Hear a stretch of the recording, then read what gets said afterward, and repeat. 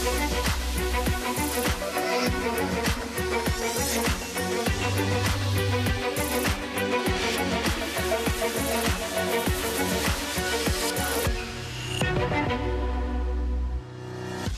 morning. It is Monday, the 26th of January. I'm Maeve McMahon, and this is Europe Today, your daily dose of European news and analysis live here on Euronews. Coming up today, all eyes are on the EU-India summit taking place this week in New Delhi.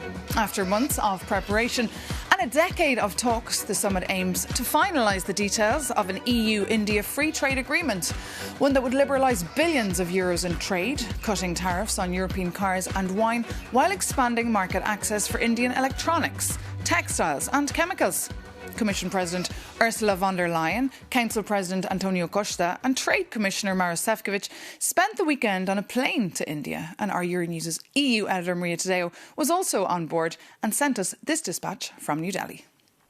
Good morning, Europe Today. Indeed, on the road as we're in New Delhi, the European Union and India are standing on the cusp of signing a new trade agreement. The head of the Commission calls this, quote, the mother of all deals. And that's because if this deal does go ahead, it will open up a market of more than 1.4 billion people for European companies. The talks, as I mentioned, are still ongoing. And today, the head of the Commission, accompanied by the president of the European Council, Antonio Costa, will participate in a military parade as the guests of honor. And then tomorrow, it's time for the EU-India summit. That's when the deal could, if everything goes well, come to fruition. Of course, the number of red lines are very well documented and reported. For the Indian authorities, they do not want to open up their agricultural market. That also involves, of course, products like dairy and grain. They believe their local manufacturers and their local producers should come before. But when European sources that we consulted suggested that overall, that is not a problem for them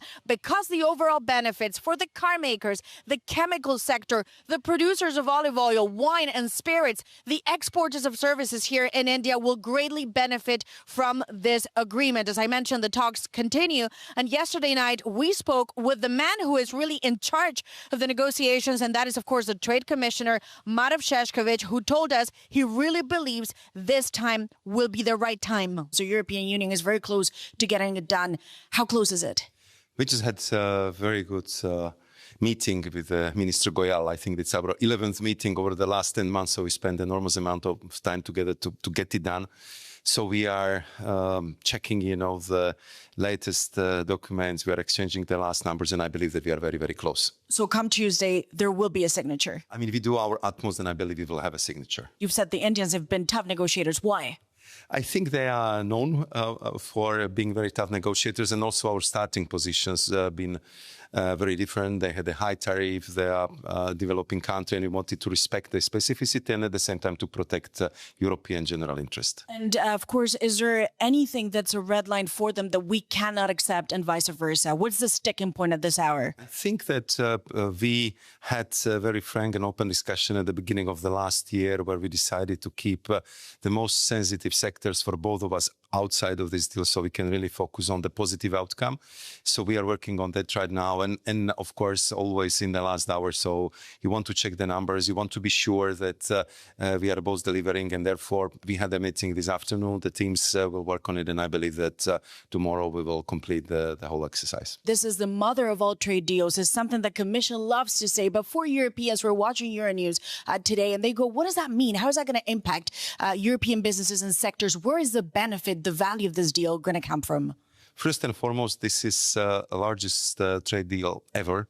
If you look at it from the point of view of the number of consumers, we are talking about almost 2 billion people. Then we are looking also at the level of tariffs. So, I mean, what is very important to recall is that in some sector, India has tariff going up to 150%.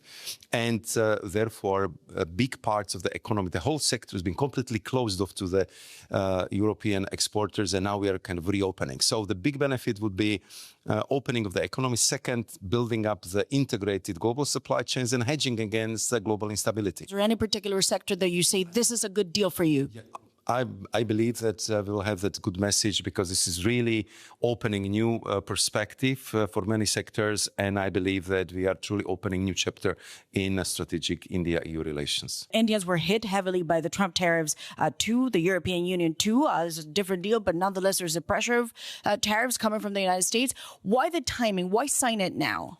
I think it's a high time. I mean, it was more than 10 years in the making. And I think that momentum which was built when we've been here in February, the whole College of Commissioners and Prime Minister Modi and Ursula von der Leyen took the political decision. Let's do our best. Let's try to have the best outcome. And it would help us to kind of have this insurance against the global trade turmoil. And therefore, now I think it's a high time to do it. And I believe that it will help both sides and our economic operators. EU Commissioner Maros Šefčovič there speaking to our Maria Tadeo from the Indian capital, New Delhi. And another issue where the EU and India hope to work together is ending the war in Ukraine, although Brussels remains wary of Modi's ties to Vladimir Putin. As fighting rages, 2 days of talks on Ukraine have come to an end in Abu Dhabi. For more on these talks, we can turn now to our Ukraine correspondent, Sasha Vakalina. Good morning, Sasha. So, President Zelensky has called these talks in Abu Dhabi constructive. What does that exactly mean? In fact, all the sides described those talks as constructive. But I think it's fair to say that the most constructive thing about it is the fact that the talks actually did take place. And this is, of course, coming from the initiative of the U.S. administration. It was the U.S. envoys that managed to convince the Russians to actually, for the first time, sit down with the Ukrainian delegation and negotiators there at the same table in this trilateral format. There is no breakthrough yet, but this was a very significant first step. Following the talks, President Zelensky also said that the U.S. security guarantees for Ukraine are 100% ready. He also mentioned that the EU membership would be an economic guarantee for Ukraine, once again reiterating the importance of EU membership for Ukraine, of course. Now, the sticking point remained the same, and all the sides admit that this is Ukraine's territory. Zelensky once again said that Ukraine is not going to cede any territory and wants everybody to respect its territorial integrity, while Moscow negotiators said that they do indeed once again repeated they do want Ukraine to withdraw its troops even from the territories that Russia never controlled, Maeve. OK, but still that same sticking point, of course. Sasha Vakalina, thank you so much for that live update. So with no real end in sight to the war in Ukraine, we've seen more and more Europeans actually calling for the EU to take full control of its own security. In an interview with Euronews, the Spanish Foreign Minister, José Manuel Álvarez, said Brussels must move towards creating a European army. But what exactly would that mean in practice? Jakub Janis takes a look. It is a very small ask, said Donald Trump about his desire to buy Greenland, calling it just big, beautiful piece of ice. He reportedly raged when Europe sent troops there. But let's be honest, sending around 40 soldiers from 8 nations was more about sending a message than sending actual power. But what if we assembled a European army? Well, the reality is we probably won't, but the EU is forging something else. If you combine all European countries, we actually have 1.5 million active duty soldiers. And that sounds huge, but it is a logistical nightmare. While the US military operates with 32 weapon systems, we have 172. That means mismatched spare parts, manuals, and ammunition that simply don't work together. And moving a tank from Lisbon to Warsaw can currently take months of paperwork. That is why the EU is rushing to fix the so-called military Schengen. The new goal is to cut that travel permission time down to just 3 days in peacetime and only 6 hours in an emergency. So the goal isn't a single super army, but making our 27 existing armies actually compatible. But fixing the system is the easy part. Finding the soldiers is harder. While Latvia and Croatia are bringing back the draft, the question remains: is the wider European public ready to fight? So that's why we aren't replacing NATO. We are just ensuring that if the phone rings at 3 a.m., we can actually pick it up.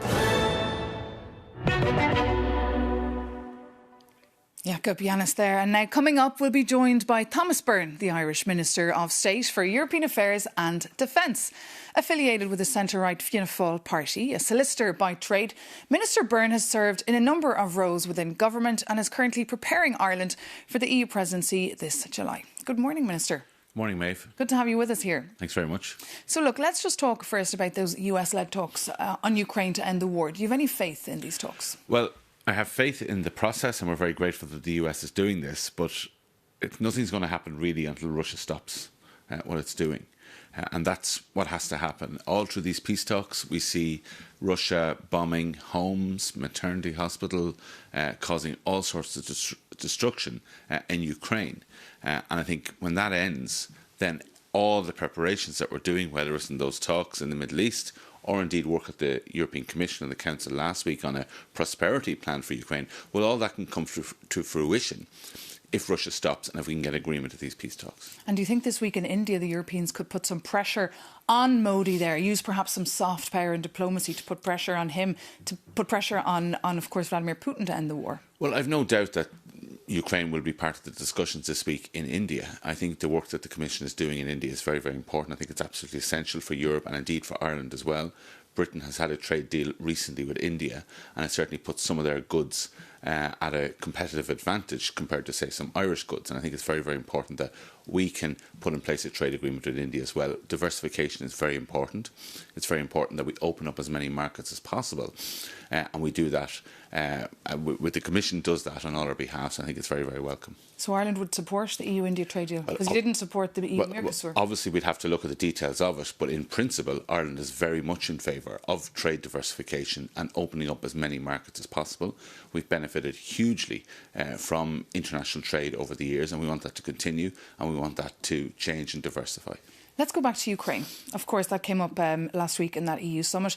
And President Zelensky in Davos was very, very critical, Minister, of the European leaders. Did he go a step too far, do you think? No, I'm not going to criticise President Zelensky. I think he was quite strong in his words. I think it is a fact that there's been a lot of support from the European Union, European countries, including Ireland, for Ukraine, and that will continue. I think what's happening in Ukraine at the moment is pretty unparalleled. It's unconscionable. It shouldn't be happening. His people are suffering a huge amount, so I have a huge amount of understanding for him. But I think our role now is to do as much as possible to bring this to an end. We must continue to put economic pressure on Russia. He piled on the pressure. He said Europe's not doing enough. It wouldn't be able to defend itself. Well, does he have a point? Well, certainly before Christmas we would have been in favour of seizing the assets, the frozen assets here in Europe. We weren't able to achieve that, but we certainly have achieved a very significant loan for Ukraine from that European Council. But we could have done more.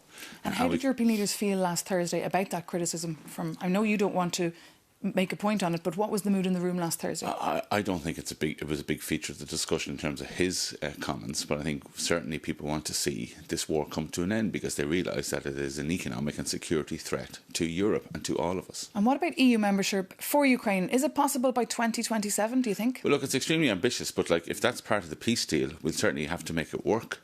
Let's see what happens, and certainly it would be a big job for the Irish presidency, which starts in July, to make that happen. We have put enlargement down as one of our top priorities. We see a huge opportunity to finish negotiations with Montenegro, to really progress Albania, and to have Ukraine and Moldova into the realm as well of European membership.